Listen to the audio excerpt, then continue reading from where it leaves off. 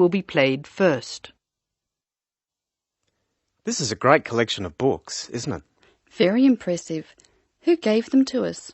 Apparently the donor was a book reviewer. There are a lot of books about sport. Here's one, My Life in Cricket. Well, that's certainly sports. Who's the author? Peter Adams. He also wrote Journeys Through Spain. Did he? Peter Adams writes books on both sports and travel, so S.T. is written against his name. Now we shall begin. You should answer the questions as you listen, because you will not hear the recording a second time.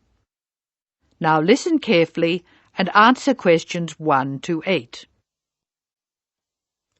This is a great collection of books, isn't it? Very impressive. Who gave them to us? Apparently the donor was a book reviewer. There are a lot of books about sport. Here's one, My Life in Cricket. Well, that's certainly sports. Who's the author? Peter Adams.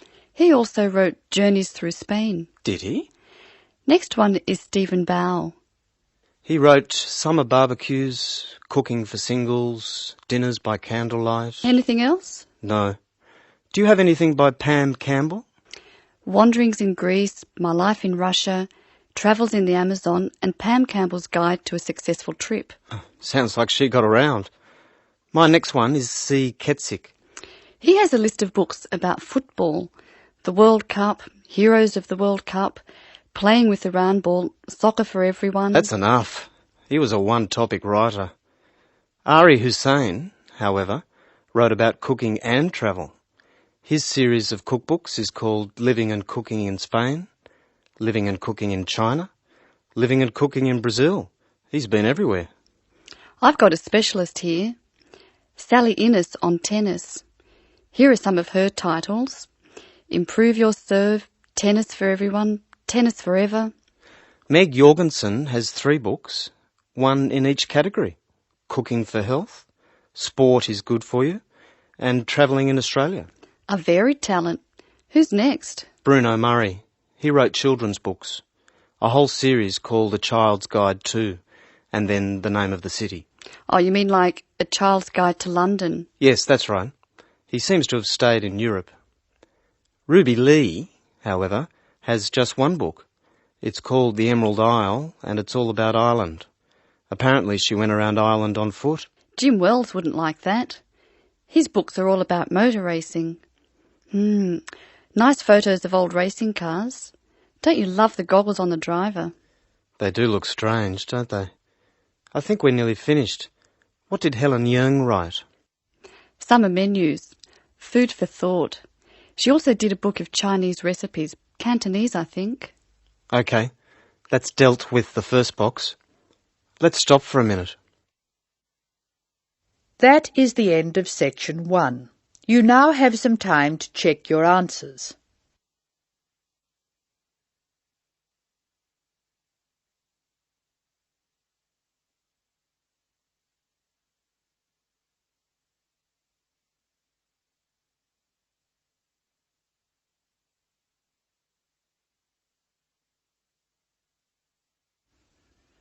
Now turn to section 2. Section 2. You are going to hear a talk by a student advisor who is inviting new students to a welcoming party. Look at the invitation. Tick if the information is correct or write in the changes. First look at questions 9 to 14.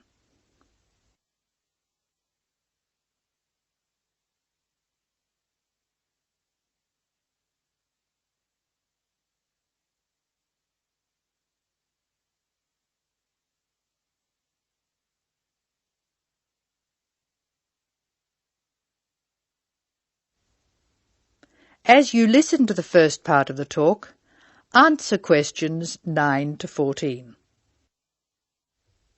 Hello, my name is Dave Burns, and I'm here to tell you about the welcoming party we're having for new students.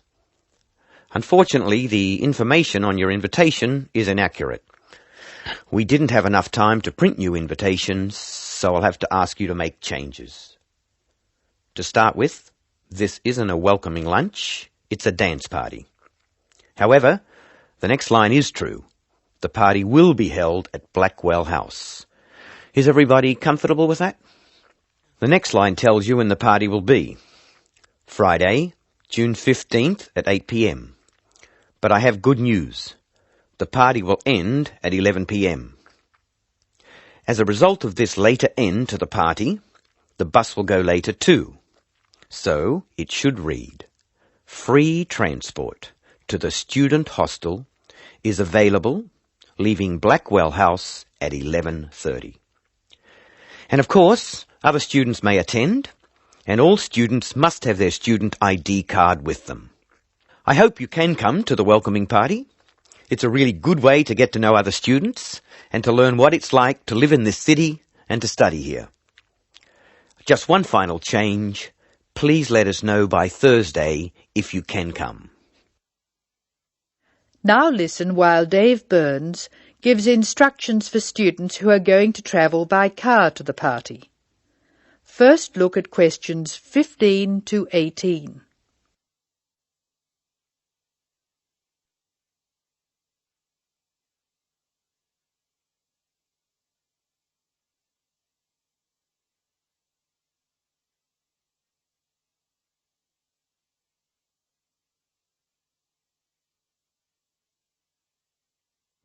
Write no more than 3 words for each answer.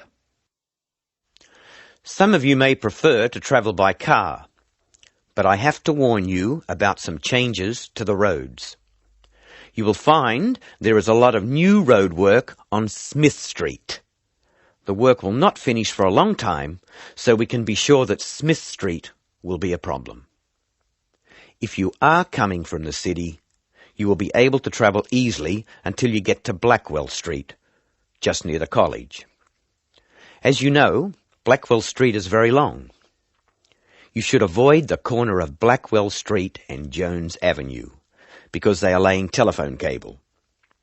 However, you can take a detour and avoid Blackwell Street altogether. The best thing to do is to pass the roundabout and take the first road on your left, which is Brown Crescent. Brown Crescent will lead you into the college grounds, so that's easy. I hope everyone has a great time. Bring your friends, and we'll see you on Friday. Oh, one final reminder. It's best to use the side door. The front door may be locked at 7, so come to the side. See you on Friday. That is the end of section 2. You will now have some time to check your answers.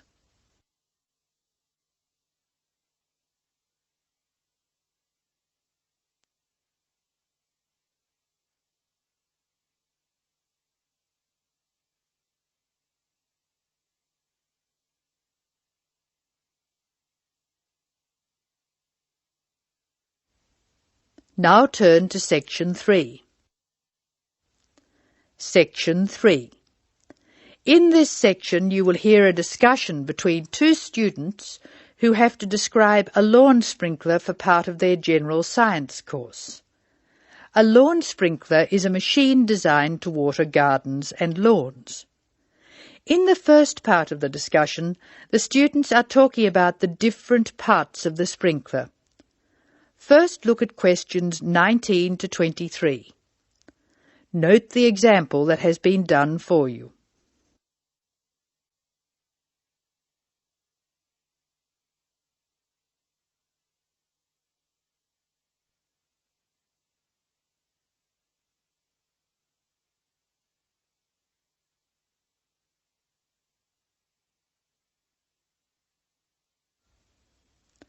Now listen to the conversation and label the parts of the sprinkler on the diagram. Choose from the box.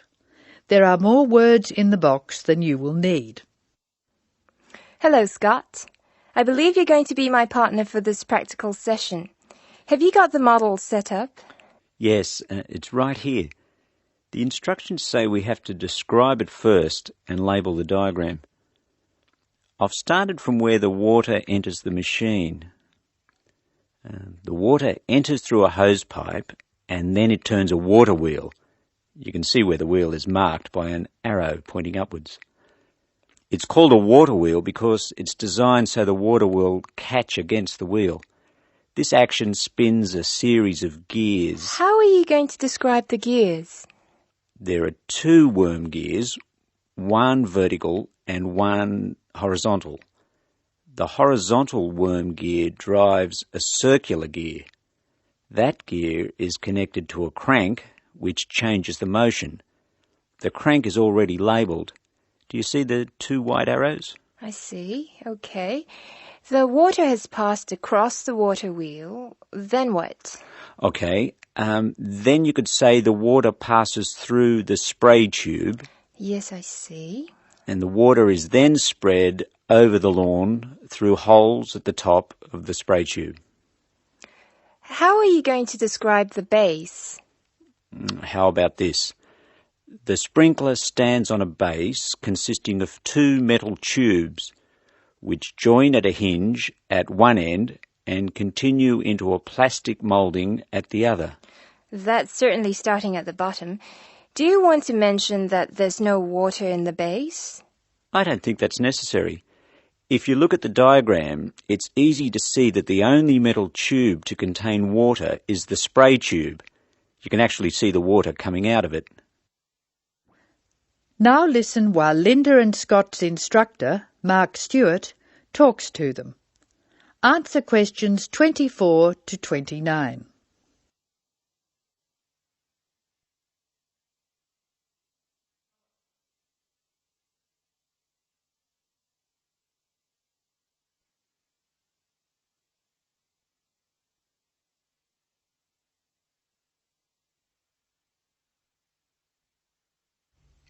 Hello, Scott, Linda. I'm glad I caught you before class. Did you know about the change in examination schedule? Change? Yes, the last day of examinations for your group will be December 2nd instead of November 29th. Is that definite? We were told they'd be on November 26th, and then there was a rumour they'd be on December the 1st. The schedule's gone to the printer. There can be no changes. It's definitely December 2nd. That's a relief. I'm going to the US on December the 4th. Are you one of the exchange students? Yeah. I'm really looking forward to studying there. Do you know if their general science courses are anything like ours? It's not very likely. Actually, all basic general science courses are fairly similar. You'll find you're behind in some things and ahead in others. I wouldn't worry too much about the course. You've been doing well on this one. Linda, have you finished your assignment yet? I'm nearly there. I should be able to give it to you on Monday. That's good. I can't let you have another extension. I was really grateful for the extra time you gave me. That was a really big assignment. Well, I'll expect it next week. Now, would you like to hear the details of the timetable? Oh, yes, please. I've just finished putting it on the notice board downstairs. Basically, you'll have 4 examinations. General Mechanics is in the morning of December 1st. Physics and Maths are on the afternoon of the same day. Communications and English are on the morning of December 2nd, and Earth Sciences in the afternoon. All over in 2 days. Yes. I'll miss teaching this class. You're all good at expressing your views, which makes for an interesting class. Some of the other first-year classes won't talk, and they're rather boring to teach. That is the end of Section 3. You will now have some time to check your answers.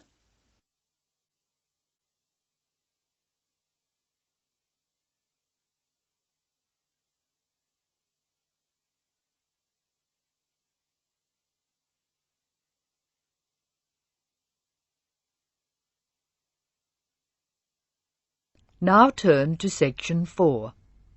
Section 4. You will hear an extract from a talk about student health, and specifically about ways to avoid headaches. Listen to what the speaker says and complete the summary. First, look at questions 30 to 40.